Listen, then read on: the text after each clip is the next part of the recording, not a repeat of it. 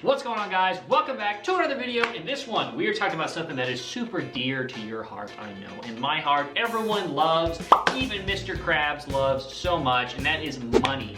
We are talking about the 10 rules of money, and I want to break this down because let's be real, how much money has actually gone through you, gone into your bank account and out through your life? In most cases, it's kind of statistics say, if you're in your 20s, millions of dollars in most cases have gone through your hands and around and circulated around you. Let's be real, how much is actually left of that in your pocket? Because the fact is, money is a game and there are rules to the game. Rules and things and mistakes that you should avoid and things that you should do to increase your likelihood of really being able to make more money. And one quick thing I wanted to say, and kind of a little bit of story I wanted to cover here before we start. And actually before that, if you haven't already, you know what to do. Hit the like button if you like, subscribe down below for a lot more content like this, Amazon FBA, finance, being able to just make money, to be able to have a better and more fulfilled and happy life. So if that sounds like you, make sure you drop the video a like and subscribe down below because who doesn't like money? But anyways, one quick story I wanted to go over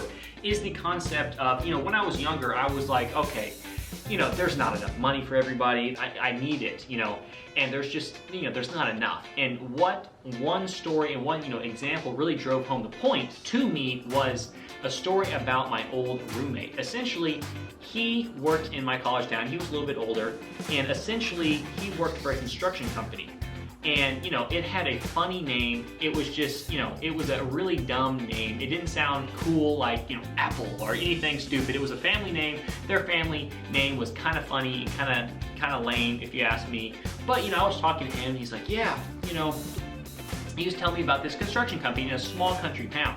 And they were doing tens of millions of dollars every single year. And I'm like, dude, are you kidding me? This little podunk country town with this little family-owned construction company is doing millions and millions of dollars every single year. You've got to be kidding me. That's really what made me realize, okay, if that's happening, there's definitely enough money for everybody. So do understand that when we're kind of jumping into this. So hopping into number one, the fact is money is a game. There are rules to this game, and really what it comes down to is the more experience you have in the game, the more money you have. In most cases, the super, super, super rich people, especially more back in the day, are the ones that have the most wealth, experience, and really have been in the game the longest. So understanding that money is a game and always going out and trying to remember that and realize that, okay, we need to establish the rules and play by the rules. And we're gonna kind of be covering those rules in this video today and another video in the future.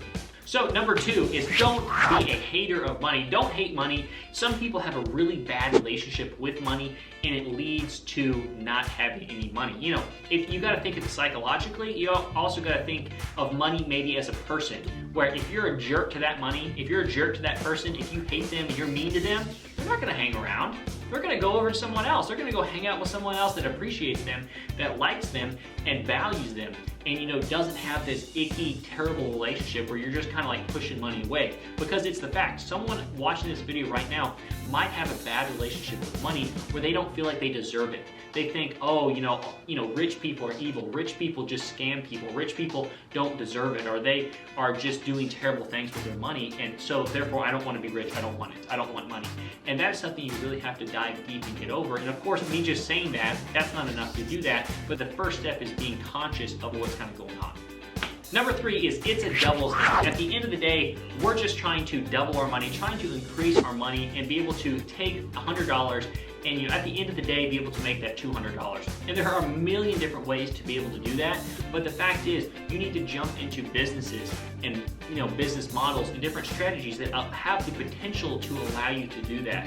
In another video I talked about selling Tic Tacs on the road. It doesn't have a high ceiling of growth and possibility. It doesn't have a high market cap. If you're picking businesses, at the start you may have to pick those, but if you're picking these businesses that simply do not have a high market cap, that you're really not going to be able to double your money very efficiently. And really it comes down to risk tolerance as well and your age. Obviously, if you're 65, you probably shouldn't go super crazy risky, throw it all on red. You need to be able to be a little more cautious with your money. But if you're young, there is no excuse not to just go out, risk it, have a lot higher risk tolerance, and be able to start taking those risks to be able to have those really large potential gains.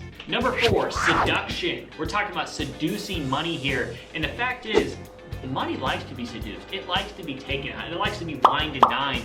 And it doesn't like people that are desperate and needy and this. You know, girls don't like both sexes do not like needy people in most cases. And if you're super needy and desperate and just clingy with money, you are not going to grow that money. Money favors the bold and money favors investors. If you have money, no matter how large or how small, you always have to be thinking of ways to invest that money to make you more money, or at least invest in yourself where you can gain more knowledge and skills to be able to use those skills to make more money. And again, it's just this big, washing machine snowball effect that allows you to be able to not be desperate with this money and build it and grow it through investing.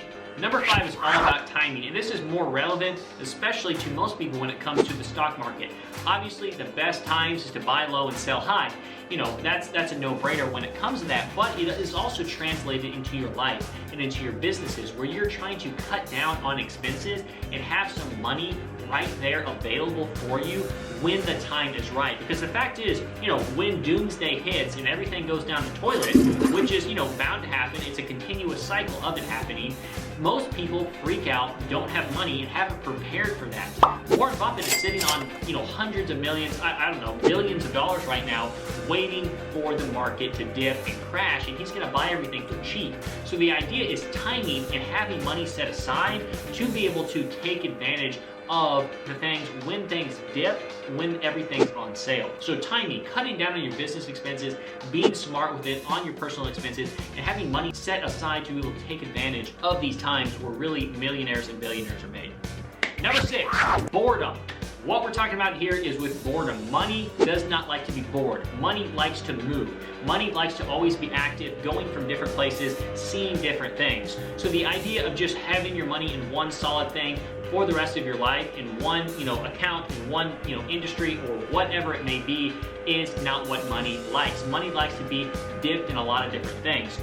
Be diversified. Don't be in one single thing forever. Don't just, put your money in a retirement account for 40 years and be like, yep, that's gonna, yep, we're gonna live big here. 40 years, we made $1 million. I mean, the fact is, you might be thinking, oh, $1 million is a lot. But, $1 million from 65, maybe you live another 30 years? Are you gonna be able to stretch $1 million over 30 years with expenses, with everything? You're really coming to a point and backing yourself up against a wall where you hope you die before you run out of money. And no one wants to be in that situation. So always have your money moving, investing in different things. And once again, if you don't have the money right now, again, cut expenses, put it aside, and be able to leverage the last one that we talked about is timing, and be able to just keep moving it around and be able to see different opportunities that, allows you to double your money.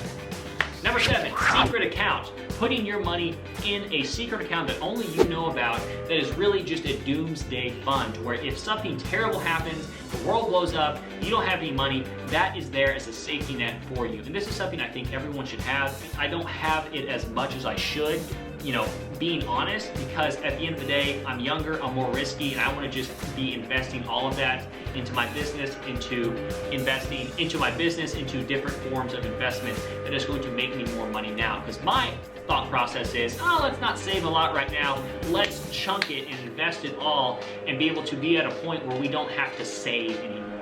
That's my, thought process with that. You don't have to follow the same thing. But having some kind of fund where you have at least some kind of money in there in case something terrible happens is super wise. Number 8, do not fly first class unless you have like $10 million in the bank. It's such a waste of money, and it's not something you should be spending your money on at all. The only reason people do that is because they're idiots and they just want to show off for their friends, or otherwise, or really 3, they're idiots and they just want to show off for their friends.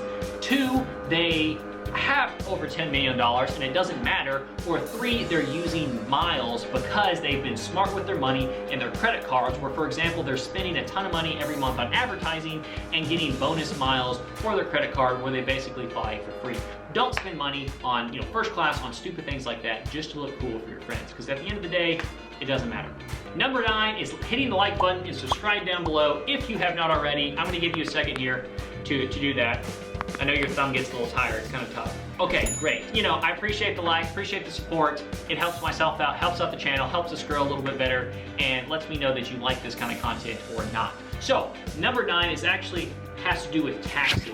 Being just aware of the tax situation and understanding that you need to go to speak with, you know, a tax professional to be able to, you know, do some fancy footwork with yourself, with your personal life, and with your business to be able to avoid as much taxes as you can as possible. Because at the end of the day, you know, you don't want to be making, you know, 100 grand and 60 of that or 50 of that or 45 of that goes, you know, to Uncle Sam. Sure, you know, I'm not saying go tax evasion, don't pay your taxes. I'm saying be smart. This is all legal stuff. You're not going to be pushed by your, you know, tax professional to go do shady, illegal things. I'm saying all of this is there in the, you know, the laws and the regulations allow for you to take advantage of that. So don't be dumb. Go speak with a tax professional and be able to get your taxes in line where you're not having to pay excess taxes when you don't really need to in the first place. And number 10, rolling into the last one for this quick little video, and that is the end of the world mentality. This kind of ties back to timing and putting money aside, but the idea of doing what Warren Buffett does. Look at what that dude's doing right now. He puts money aside. He has an incredible amount of money set aside for the end of times. And I'm not saying the world's gonna blow up, but you know, it goes on a cycle. The market tanks in a cycle. I think it's every 5 years or so. Don't quote me on that.